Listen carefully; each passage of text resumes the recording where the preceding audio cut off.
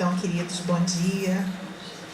Primeiramente, agradecendo a oportunidade do trabalho e que cada um de nós possa sentir a paz do ambiente, que relaxe e que aproveite muito esses momentos em que aqui todos nos encontramos, porque a doutrina espírita é uma doutrina que ela traz conhecimento, entendimento, e esse entendimento nos liberta do véu da ignorância que nós carregamos há tanto tempo, com medo do Pai, achando que Jesus crucificado é a imagem que nós temos que manter dele, e tantas dores que foram colocadas em nossa mente através dos tempos, e que hoje refletem duro na nossa alma.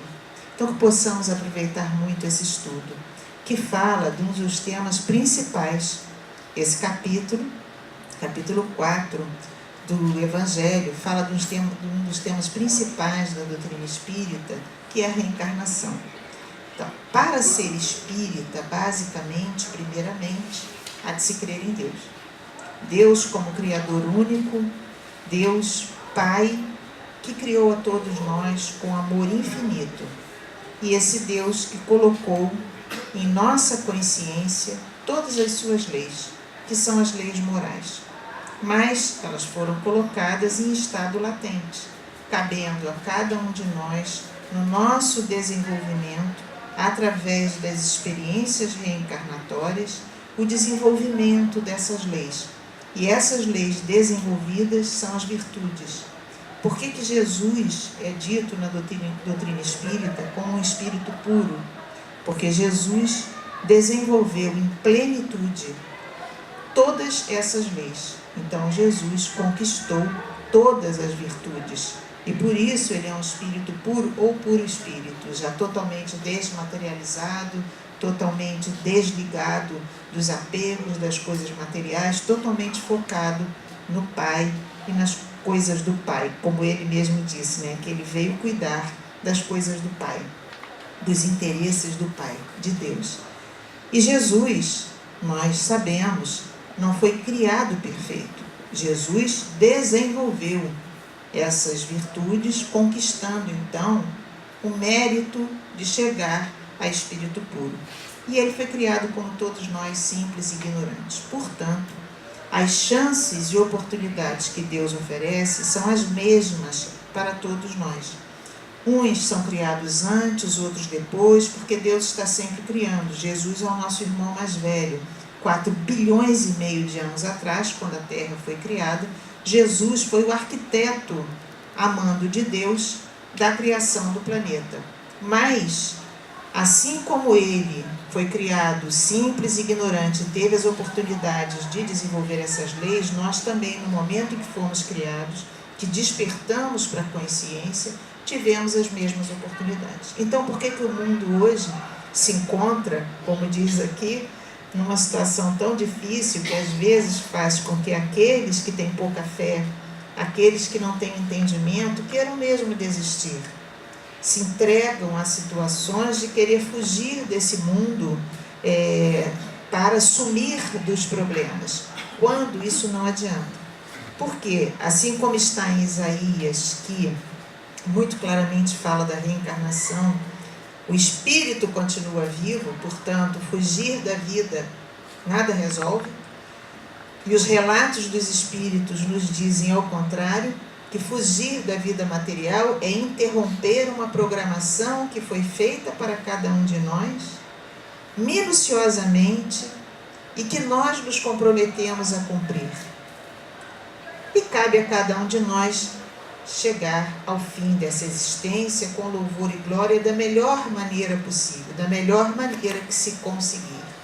Ora, quem foge, os relatos são terríveis. São espíritos que, quando despertam na vida espiritual, na realidade do espírito, se encontram em desespero. Perderam a própria vida e, assim, foram contra a maior lei de Deus, que é a lei da evolução, que é a lei do amor. E o amor é dado para a gente na forma de evolução. Joana de Ângeles nos diz que a reencarnação é a maior prova da justiça de Deus, da misericórdia de Deus para com os seus filhos. Então, lá no livro Estudos Espíritas, no item, o capítulo 8, que é a psicografia do Divaldo, ela coloca isso claramente, com palavras lindas, né? Que ela fala de uma maneira muito bela, como foi lido aqui, muito bonito os textos da Joana, mas é isso que ela está falando. Que a misericórdia de Deus se expressa nessa justiça divina que é a reencarnação. Através da reencarnação, Deus nos permite a reparação, a reconstrução das nossas faltas adquiridas no passado. Como é que nós adquirimos essas faltas? Fazendo mais escolhas. Todos nós temos oportunidade sempre de fazer escolhas. Sempre, todos os dias nós fazemos escolhas.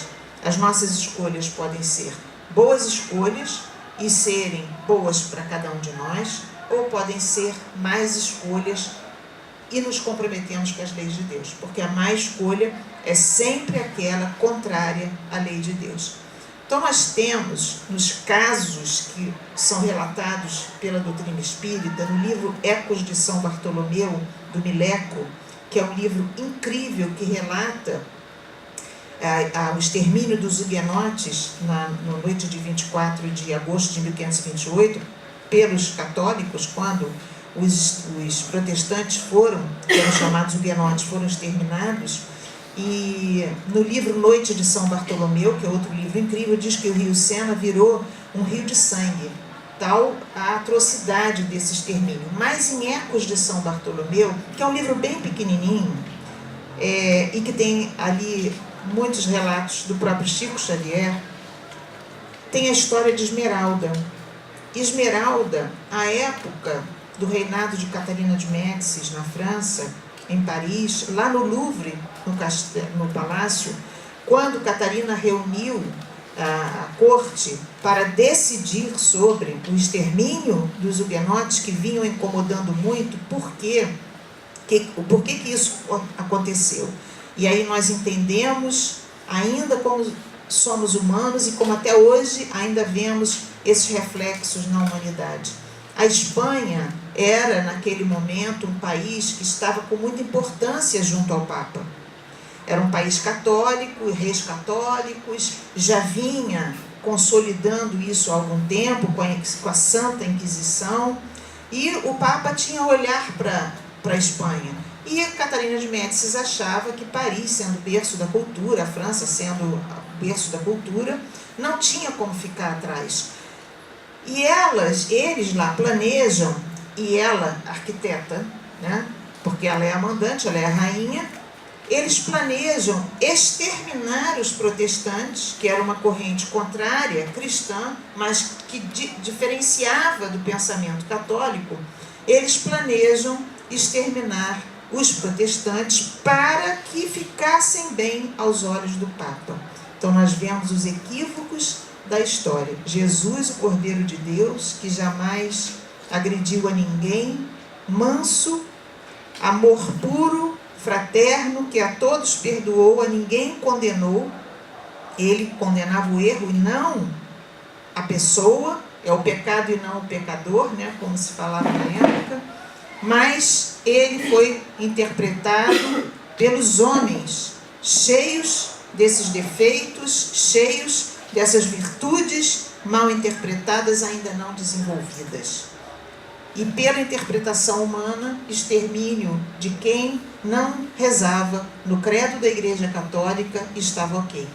E nessa corte tinha então uma das pessoas que ali estava, uma mulher, uma condessa, muito importante.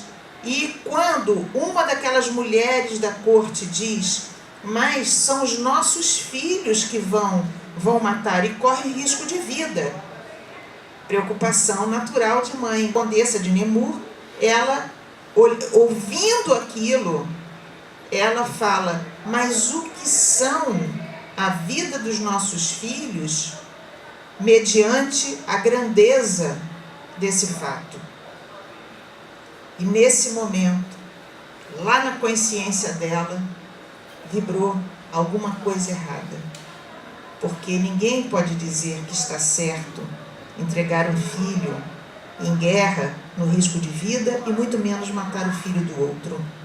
ou de pessoas que não tinham por que morrer, porque eram contrárias a um pensamento, ela não percebeu aquilo, mas o registro, por isso se chama Ecos de São Bartolomeu, o registro daquilo que ela falou vibrou lá na consciência, na lei de amor, na lei que diz que nós temos que amar ao próximo como a nós mesmos. Passam muitos séculos, sem sabermos o que passou com esse espírito.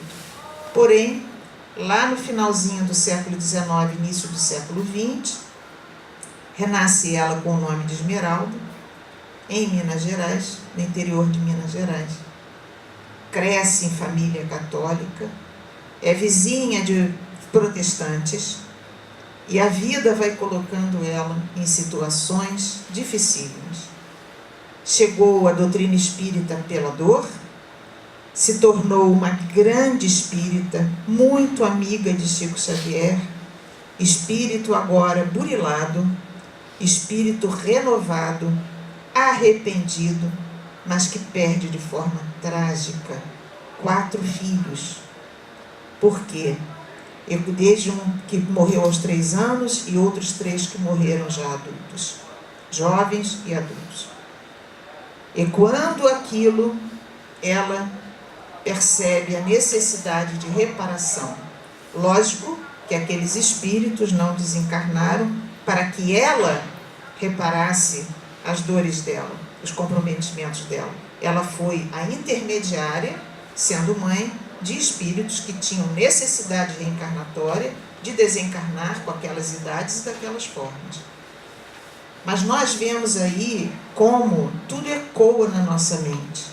E como a reencarnação é bênção, é justiça divina, mas é a misericórdia de Deus. E o lindo desse livro é que no final desse livro está pela primeira vez escrito o Pai Nosso de Emmanuel, que eu não sei se vocês conhecem, que é um esplendor. É o Pai Nosso de Emmanuel. É ele interpretando cada frase que Jesus falou do Pai Nosso. E é de uma beleza, é de uma grandeza, é muito lindo.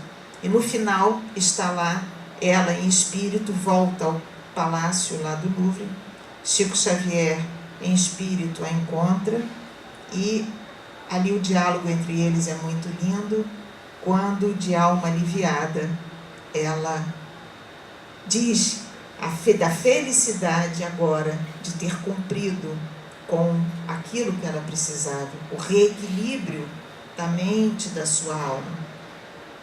E nós vemos na doutrina espírita relatos e relatos e relatos. É fato que a vida não acaba com a morte do corpo físico. A morte não interrompe a vida. A vida é contínua. Ora estamos encarnados, ora estamos desencarnados. Ora encarnados, ora desencarnados. E este futuro, diz Leon Denis, nossa futura vida, seja como nos acharemos na pátria espiritual, no mundo espiritual, quando desencarnarmos, seja como estaremos na próxima vida material, é sempre fruto, é sempre reflexo de como agimos na nossa encarnação. O que nós fizemos aqui vai refletir no momento que nós desencarnarmos, no estado que nós vamos nos encontrar. Emmanuel diz, quanto mais nós nos afastamos da lei de Deus, descumprindo com as suas leis, mais nós nos tornamos pesados, mais nós nos tornamos focados na terra. Porque o descumprimento da lei divina é o foco na matéria.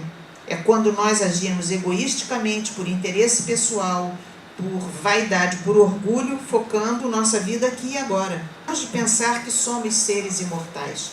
Então ele nos diz que nós nos tornamos pesados. E o perispírito, que é o corpo do espírito, que reveste o espírito quando desencarnamos e quando estamos encarnados, ele tem peso específico. E quando nós nos tornamos apegados na matéria, focados na matéria, nós nos tornamos pesados. E na balança perispiritual, nós somos pesados. Quando nós entramos em harmonia com as leis divinas, nosso perispírito é expansível, é leve. e nós nos tornamos leves e sentimos isso. Porque sempre que praticamos um gesto de amor, nós nos sentimos leves. É a expansibilidade do perispírito. Quando nós praticamos alguma coisa que nos incomoda, uma discussão, uma briga, nós contraímos e nos sentimos pesados. E, inclusive, a gente diz assim, nossa, eu estou pesado.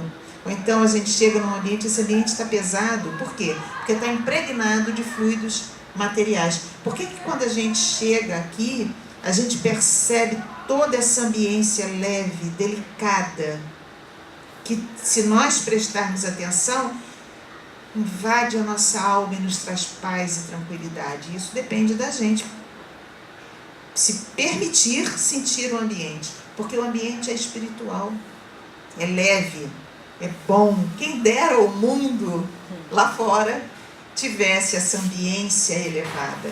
Então nós ainda somos muito focados na vida da matéria, e ela é importante, mas ela é importante na medida em que o nosso comprometimento na matéria é o de evoluir.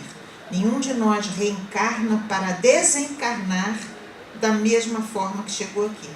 Da mesma maneira, nós reencarnamos para melhorarmos, para chegarmos ao final da nossa reencarnação tendo ganhos e não perdas.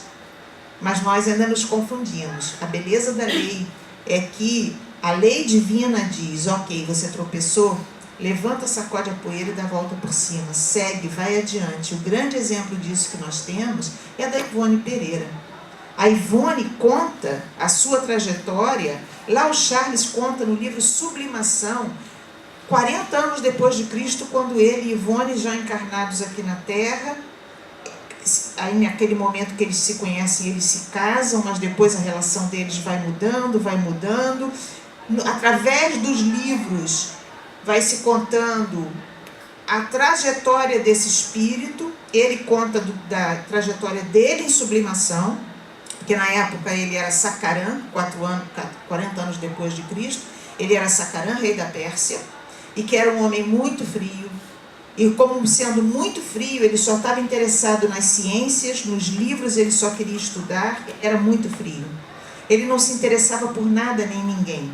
Então, todos os que descumprissem qualquer lei do reino dele eram mandados para o extermínio ou para torturas cruéis. E ele não estava nem aí, como se diz hoje, porque ele, para a época, era o que era. Ele era frio, até o momento que ele conhece ela.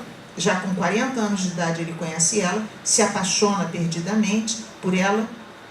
A Lígia, que era a dançarina, uma dançarina que vai dançar no aniversário dele de 40 anos, e ela tinha 18, e ela chega, dança, ele se encanta com ela, se apaixona por ela, e ali ele modifica, porque ele começa a conhecer o amor. Acontece que ele tinha feito muitos inimigos, com todo o extermínio, e esses inimigos se vingam e matam Lígia. E pela primeira vez ele sentiu o coração varado de dor. E ele entra em desespero. Primeiro ele quer matar aquele que matou Lígia, ele quer se vingar a qualquer preço. Alguns morrem porque ninguém sabia quem tinha matado Lígia. O tempo passa, ele se arrepende, na pátria espiritual pede o retorno, retorna como leproso, mendigo, na porta do seu próprio castelo, seu ex-castelo. E ali, ele, como leproso, não tinha direito a conviver com a sociedade. É nesse momento que os cristãos que andavam pela Pérsia, levando a palavra de Jesus, os primeiros cristãos, 40 anos depois de Cristo, levam a boa nova, e Sakarã escuta aquelas palavras consoladoras, e dali ele se torna cristão. E então é impressionante a trajetória, sublime e ascendente desse espírito. Primeira prova de que tudo depende de uma decisão, querer ou não querer. Ele muda completamente a trajetória dele. Mas Lígia não.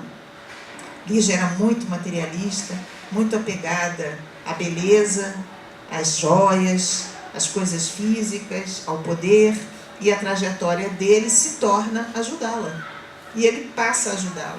E daí vai, eles ainda casam em outras situações, depois ele se torna pai, e depois é o tutor, e nós vamos vendo a trajetória de Ivone do Amaral Pereira, desde o livro Voragens do Pecado, passando pelo Cavaleiros no Mier, o Drama da Bretanha, e chegando a Recordações da Mediunidade, onde ela descreve a última reencarnação dela como filha de Charles, que havia sido seu pai, antes de ser Ivone do Amaral Pereira. A gente vê a transformação desse espírito no momento em que ela cometeu 2 vezes suicídio, então sofreu muito,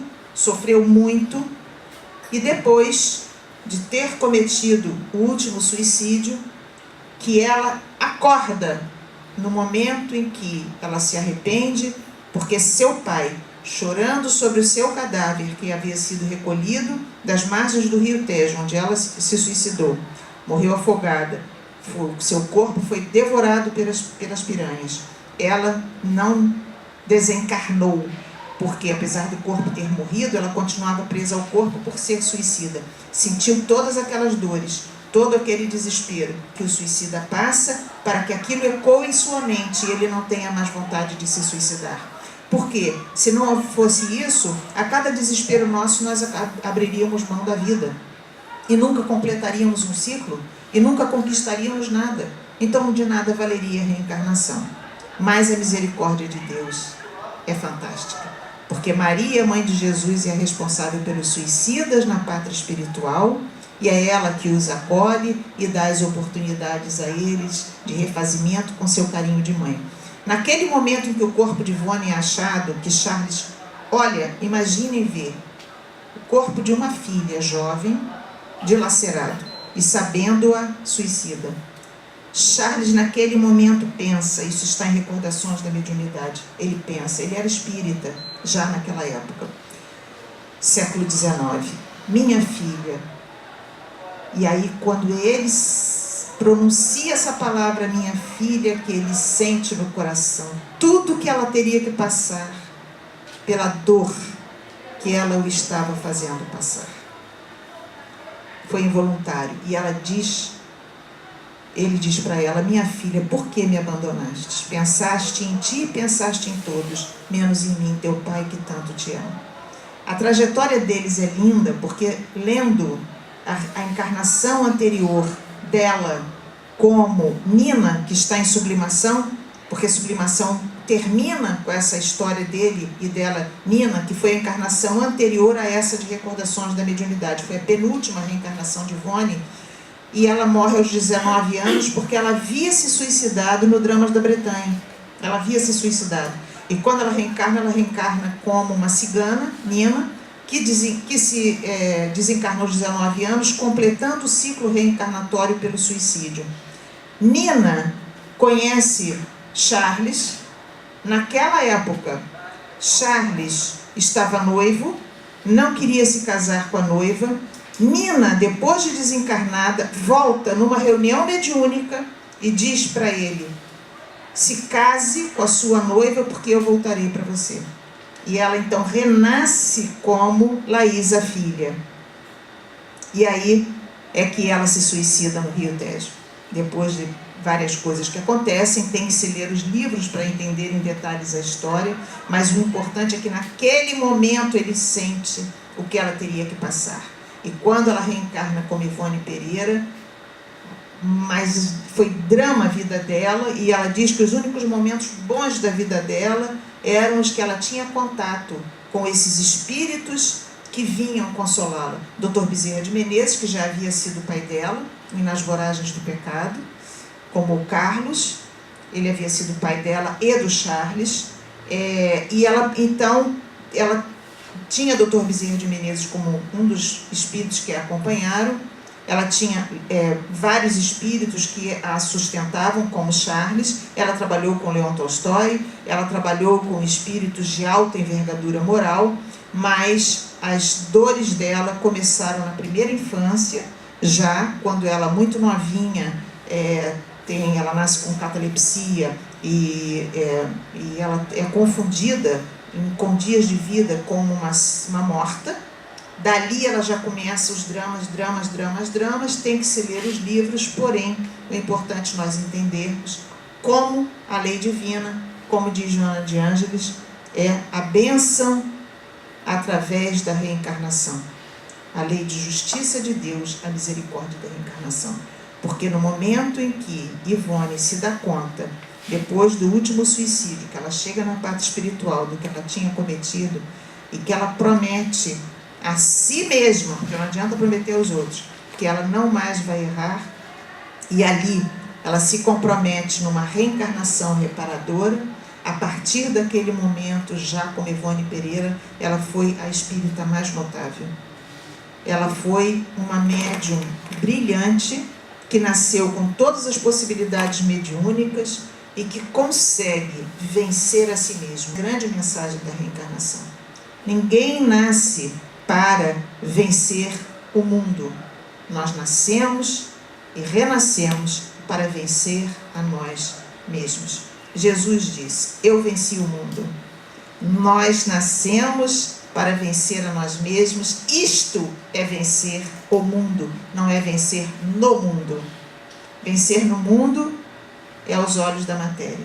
Vencer o mundo são as conquistas espirituais, que são vencermos as nossas mazelas interiores, as nossas más tendências, a arrogância, o medo, o orgulho, a vaidade danosa, o egoísmo, e vencer os ciúmes, e vencer a inveja, e vencer a maledicência, e vencer a preguiça, e vencer tudo que nos maltrata no nosso dia a dia.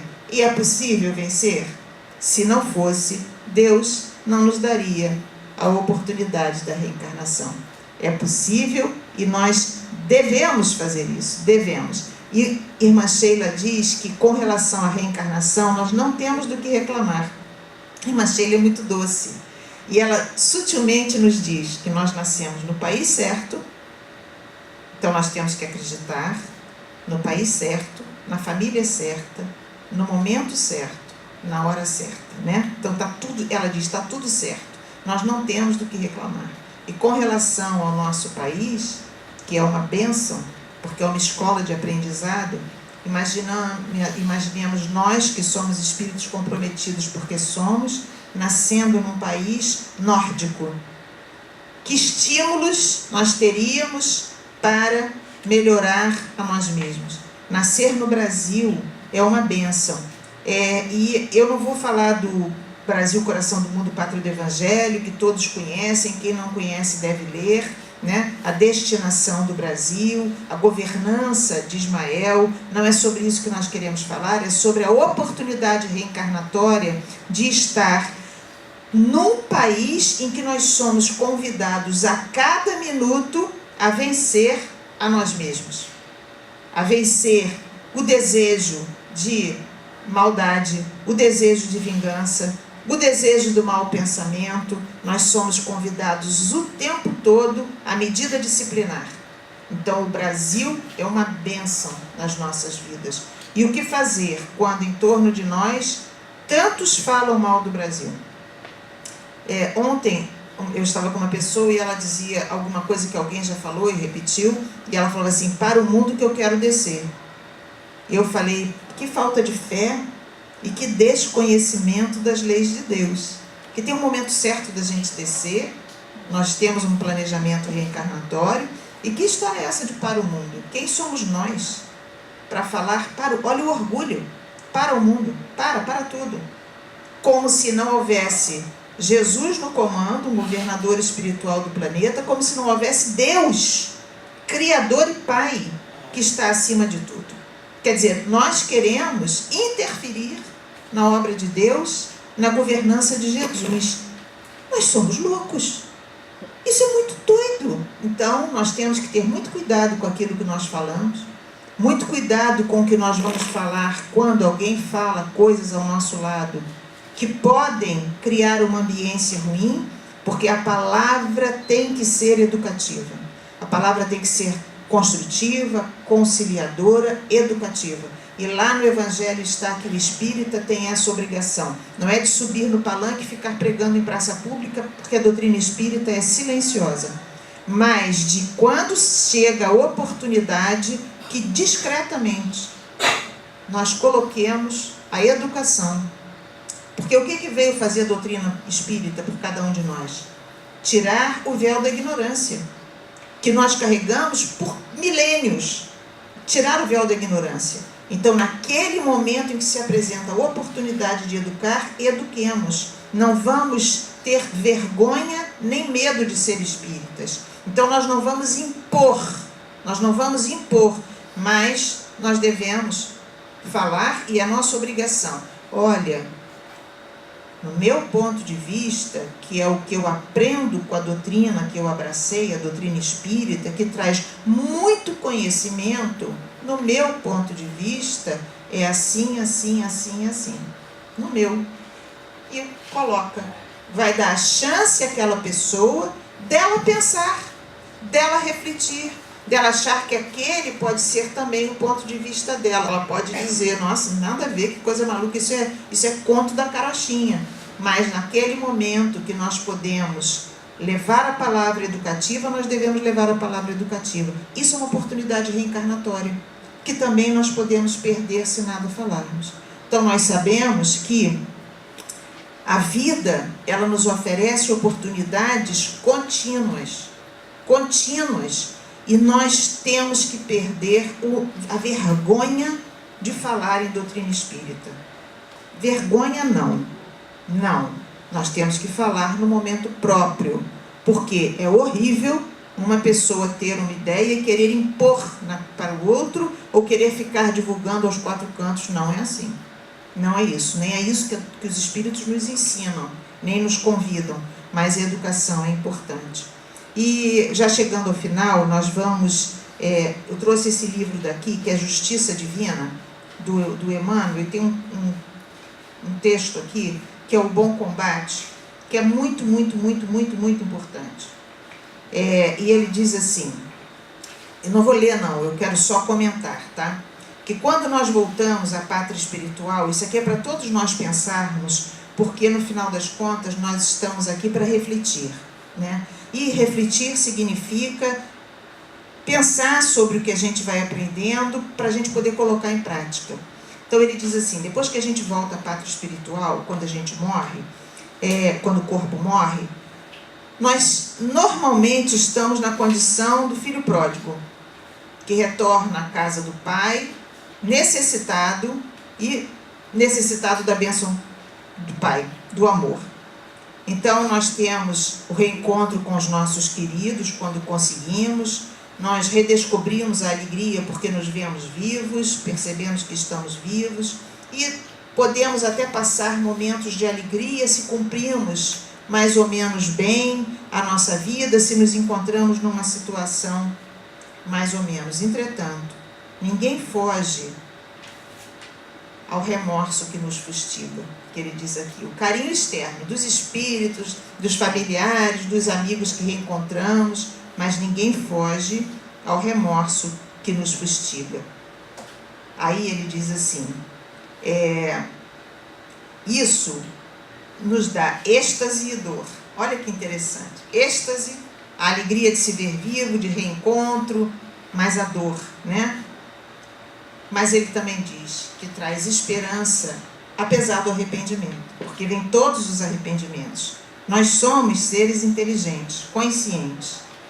E aí ele diz que tem as mãos luminosas que nos afagam, mas nós sentimos vergonha das mãos sombrias que oferecemos. Mas ele diz que a lei é justiça, e que essa justiça é de reparação.